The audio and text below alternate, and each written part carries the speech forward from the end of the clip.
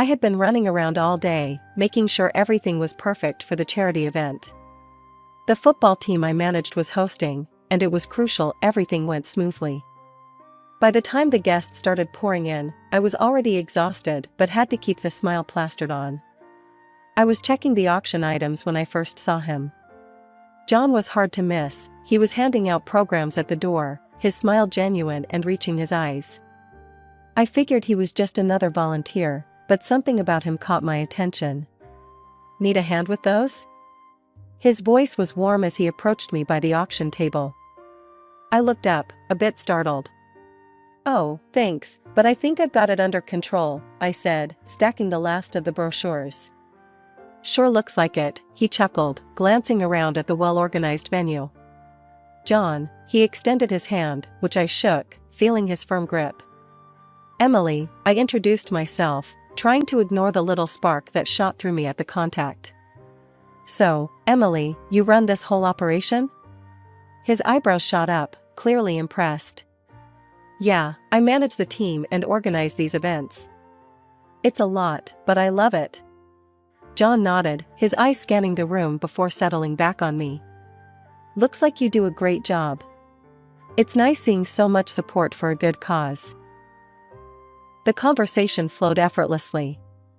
We talked about the event, the team, and somehow drifted into more personal territories like our favorite movies and books.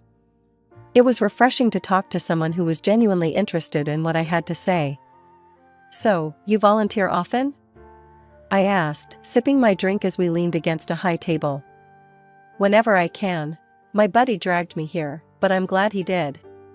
John's smile was infectious, and I found myself grinning back. "Dragged? Really, that's the story you're going with?" I teased, raising an eyebrow. He laughed, a sound that was hearty and sincere. "Okay, maybe not exactly dragged. I wanted to come.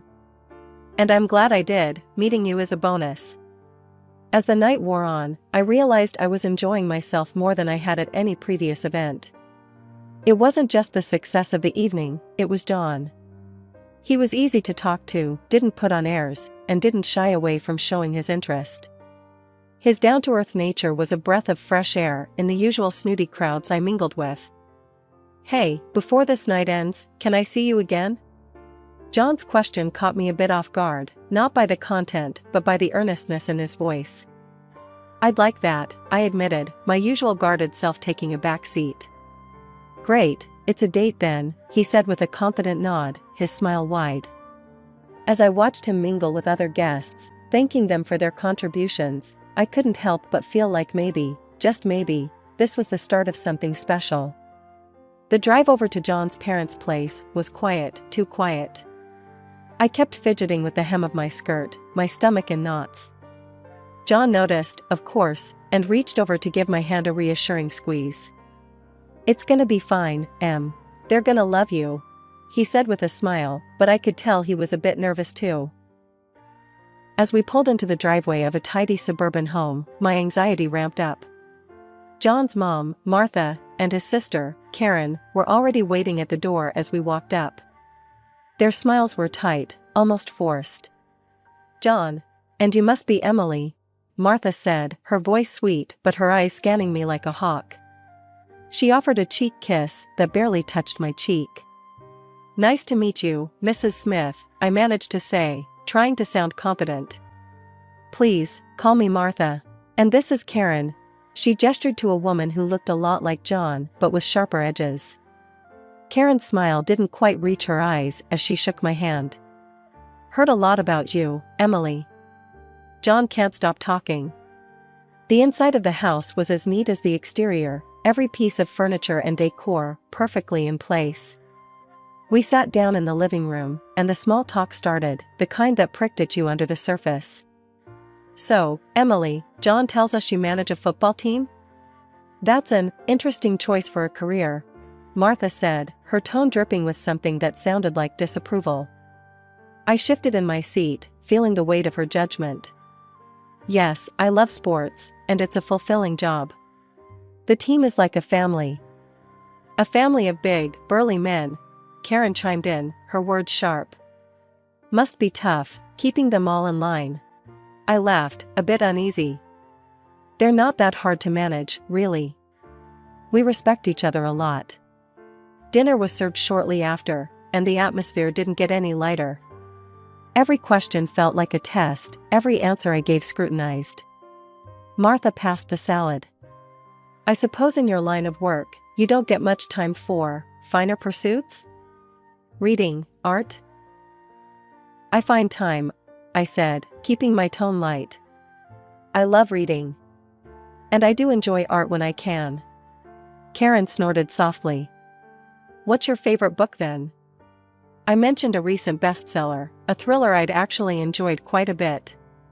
Ah, light reading, Karen dismissed it quickly. I prefer classics myself. More depth, you know?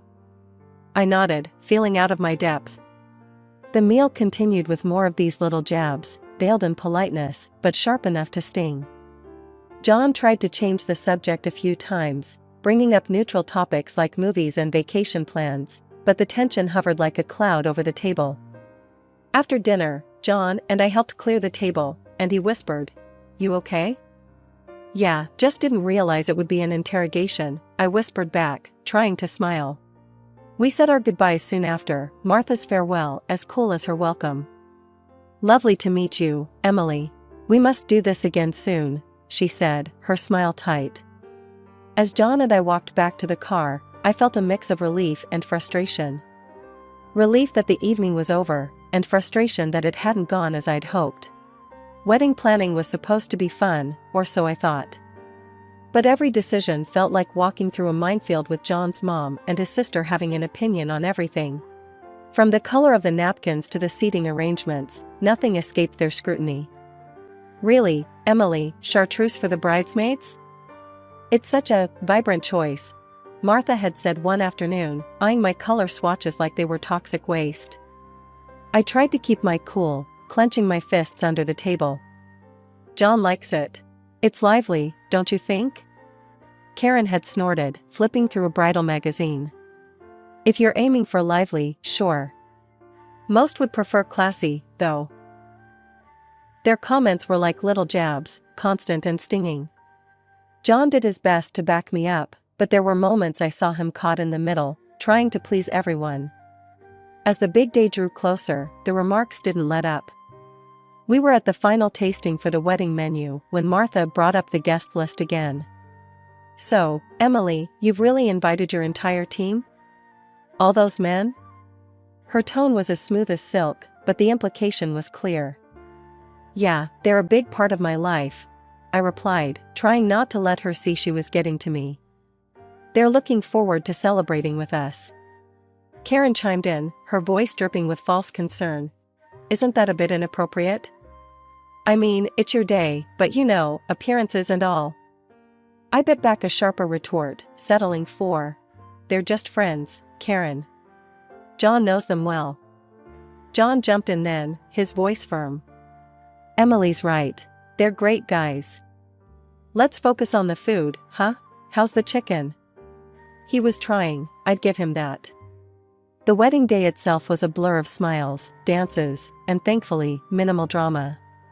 Martha managed to keep her comments to a minimum, and Karen was too busy judging the flower arrangements to stir up much trouble.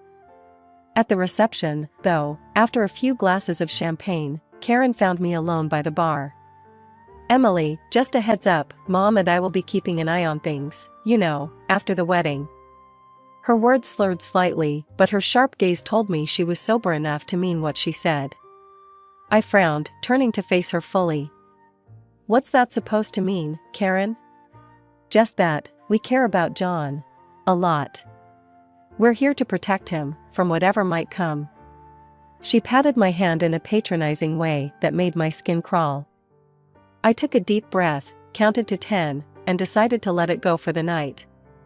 For John's sake, I plastered on a smile and rejoined the party. The rest of the evening went off without a hitch, and John and I slipped away, finally married and ready to start our life together. As we drove off to our honeymoon, his hand in mine, I felt a mix of joy and apprehension. The wedding was over, but something told me the real challenges were just beginning. The news hit like a wave when I found out I was pregnant. Overjoyed, I couldn't wait to tell John. We'd been talking about starting a family, and this felt like the perfect next chapter for us. John's reaction was everything I hoped for. His eyes lit up, and he lifted me off the ground in a bear hug right in the middle of our kitchen. "We're gonna have a baby," he exclaimed, laughter and tears mixing on his face. It was a moment of pure happiness, one I wanted to bottle up and keep forever. But then came the hard part, telling his family. Given the cold shoulder I'd gotten so far, I was nervous. We decided to break the news at a family dinner that Sunday. As we drove over, John squeezed my hand, trying to be reassuring. "Whatever happens, we're in this together, right?" he said, glancing over at me with a smile. "Right," I nodded, but the knot in my stomach only tightened. Dinner was already tense when we arrived. Martha was her usual self, controlling the conversation, while Karen seemed on edge, barely acknowledging my presence. When dessert was served, John decided it was now or never. "So, we have some news," he began, his voice steady but filled with excitement. Martha and Karen turned their full attention to us, forks paused midair. "We're expecting a baby," I said, managing a smile despite the anxiety. Martha's reaction was hard to read at first. She just sat there, blinking, before forcing a smile. "Well, that's wonderful news," she said, her voice a bit too high-pitched. Karen, on the other hand, didn't bother hiding her feelings. "A baby, huh? You sure it's John's?" Her words cut through the air, sharp and cold. John's face turned red, and he slammed his hand on the table. "Karen, what the hell?" I felt a chill run down my spine, but I forced myself to speak. "Yes, I'm sure." "Why would you even say that?" Karen shrugged, looking from me to John with a smirk. "Well, you work with a lot of men, Emily. It's a fair question." "That's out of line, Karen. Totally out of line," John shot back, his tone harsh. Martha intervened then, her voice soothing but with an undercurrent of steel. Now, let's not jump to conclusions. We're just surprised, that's all. Right, Karen?" Karen muttered something under her breath and pushed her chair back. "I need some air," she announced, before stalking off. The rest of the evening went downhill. We left soon after Karen's exit, the car ride home filled with silence and unsaid words. I could tell John was furious and embarrassed, and I didn't know how to comfort him without stirring up more anger. "John, I'm sorry about that," I finally said as we neared our house. "It's not your fault, Em. It's Karen. She's out of line. We'll handle it," he replied, his grip on the steering wheel tight. As we pulled into our driveway, I couldn't shake off Karen's words or the look in her eye. It was clear she was brewing up a storm, and I had a sinking feeling that this was just the beginning. Her question about the baby's paternity was more than just a jab, it was a declaration of war. The weeks following the dinner were a mixed bag. Work kept me busy, and my pregnancy was progressing well, but the tension with John's family, especially Karen, was always lurking in the background. One particularly grueling day at the office, I was wrapping up late. Most of my team had already headed out, and I was looking forward to getting home and putting my feet up. That's when Mike, one of my coaches, popped his head back in the door. "Hey, Emily, you heading out soon? I can give you a lift if you need, my route's past your place today." I hesitated for a moment, aware of Karen's insinuations, but then reality kicked in. It was just a ride. "Sure, thanks, Mike. I'm just about done here." As we walked to his car, I was grateful for the company. Mike was always easy to talk to, and I needed to unwind after a long day. We chatted about the usual, team stuff, upcoming games, nothing personal. When he dropped me off, I thanked him and thought nothing more of it. That evening, John came home looking stormier than I'd seen him in a long time. He stormed into the kitchen, where I was starting on dinner, and slammed his keys on the counter. "Emily, we need to talk," he said, his voice tight. I turned off the stove, my heart sinking. "What's wrong, John?" He pulled out his phone, showing me a video. It was me, getting into Mike's car. Karen sent me this. She's making claims, about you and Mike. She's saying. I felt sick. The video was harmless, but with Karen's spin, I could imagine what she was suggesting. John, it's nothing. He just gave me a ride home because it was on his way. John ran his hands through his hair, clearly trying to calm himself. I know. It's just, her constant digging and poking. It's just hard, you know? Having my sister turn against my wife like this. The next day, things took a turn for the worse. Karen had escalated her campaign against me by calling our office anonymously, spreading rumors about my inappropriate relationships with the team. My boss pulled me aside, concerned. Emily, you know I don't usually pay attention to gossip, but these calls, they're quite specific. Is everything all right? I reassured him, angry and embarrassed, that Karen's lies had reached my workplace. Everything's fine, really. Just some family drama spilling over. I'm sorry it's gotten this far. He nodded, understanding but clearly uncomfortable. All right, just handle it, okay? We can't have this affecting the team. After Karen's anonymous calls, the atmosphere at work changed. It wasn't just the whispers, it was the looks. People I'd worked with for years, who joked around and shared coffee breaks with me, now hesitated, their eyes flicking away too quickly when I caught them staring. I walked into the locker room one day to grab some files when I overheard a couple of the newer team members whispering. Just weird, isn't it? Wonder if it's true what they say about her. One of them muttered, not noticing my approach. I cleared my throat, and they both spun around, their faces going red. If you have something to ask me, do it to my face. Not behind my back, I said, my voice colder than I intended. The taller one, a rookie named Tom, stuttered out an apology. Sorry, Emily. It's just the rumors and all. What, that I'm having affairs with half the team? I snatched the files I came for, slamming the cabinet a little harder than necessary. It's crap, and you do well to remember that.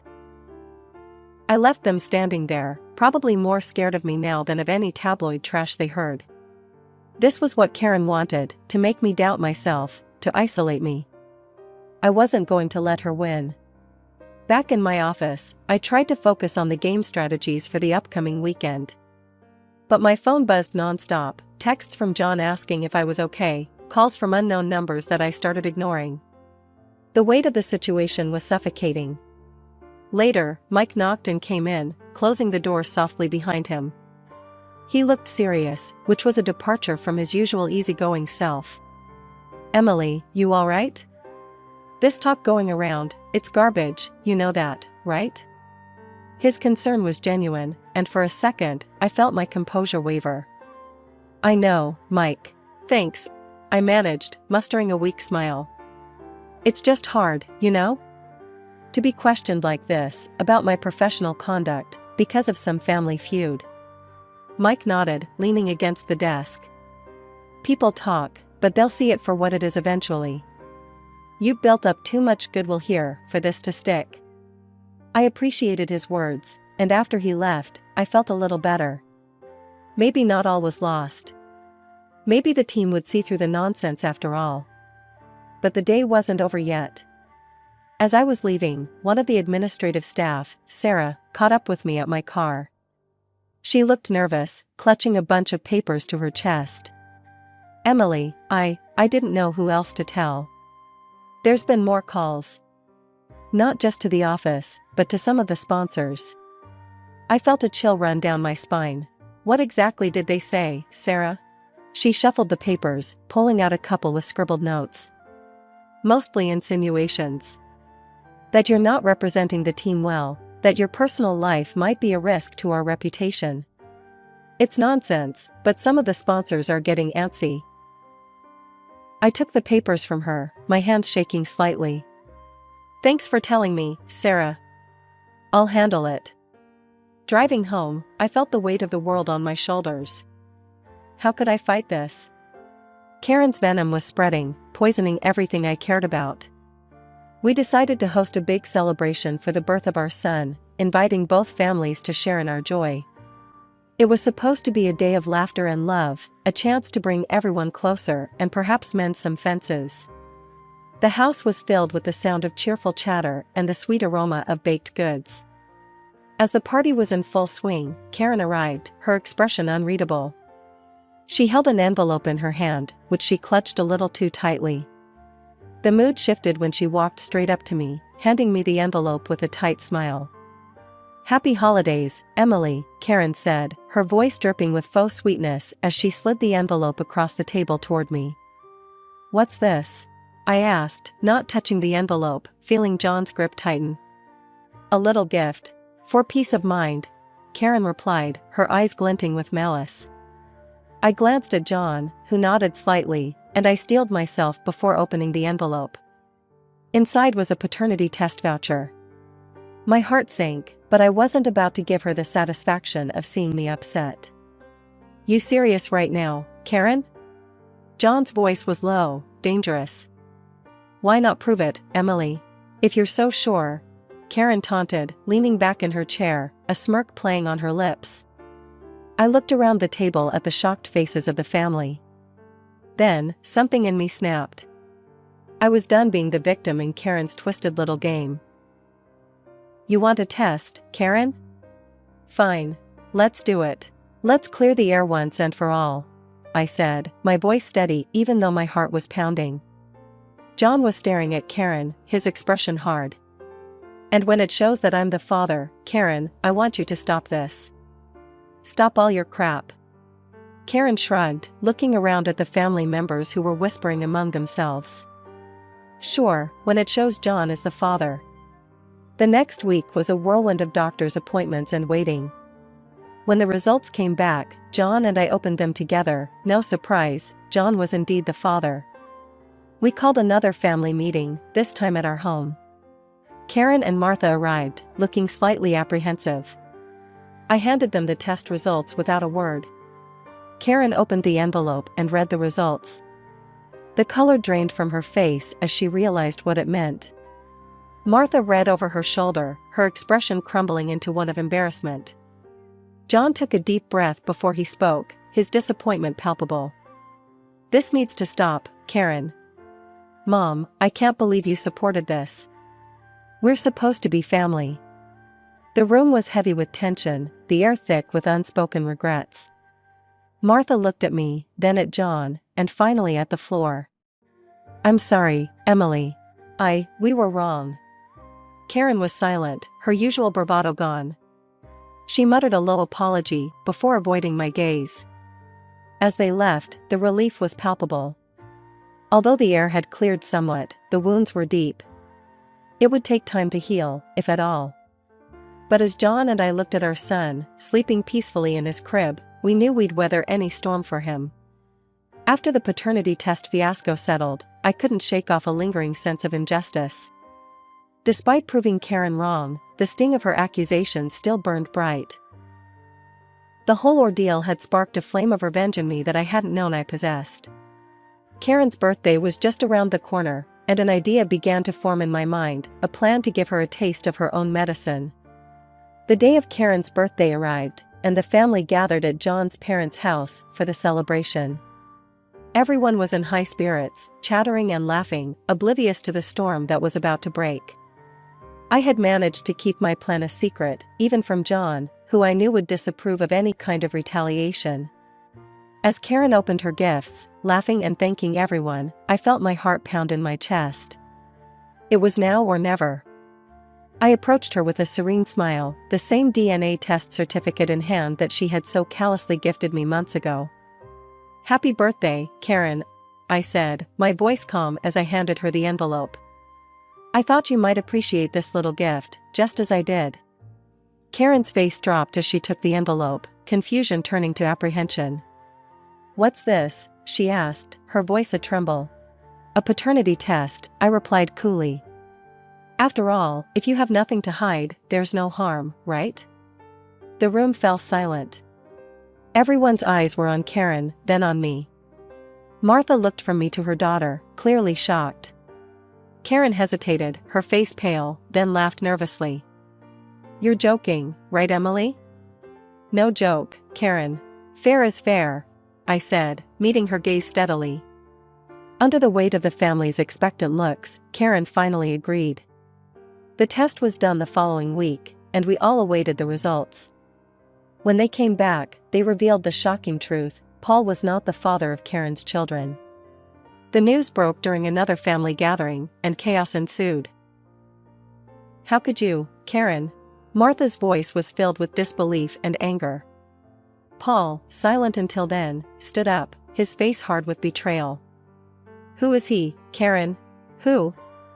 Before Karen could respond, I played my final card. I pulled out my phone and showed them a video of Karen kissing an unknown man passionately at the stadium, a man who was later identified as Paul's best friend. It's not what it looks like, Karen yelled, desperation creeping into her voice as she turned to face the family, who watched in stunned silence. Emily set this up. She's trying to ruin me. I did nothing but uncover the truth, Karen. The same truth you were so keen to find in my life, I said, my voice steady despite the pounding of my heart.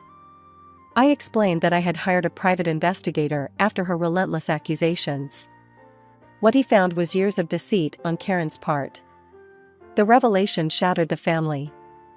Accusations flew, tears were shed, and in the end, Paul and Karen's marriage crumbled under the weight of her infidelities. Karen tried to blame me for everything, but the evidence was irrefutable. In the aftermath, John and I decided it was best to distance ourselves from the drama. We focused on our own family, our little boy who was growing up so fast. Occasionally, we would hear snippets of Karen's tumultuous life, but we chose to stay out of it. Instead, we treasured every moment with our son, building a world around him filled with love and devoid of chaos. Sitting on our porch one evening, John wrapped his arm around me, a soft sigh escaping him. You know, in the end, I think we did the right thing. For us, for him. I nodded, leaning into his embrace. We did, John. We really did. No matter what came our way, we faced it together. That's what family does. As the sun set, casting a warm glow over the horizon, I felt a profound sense of contentment.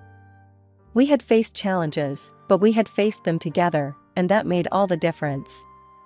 Our future, bright and promising, was all that mattered now.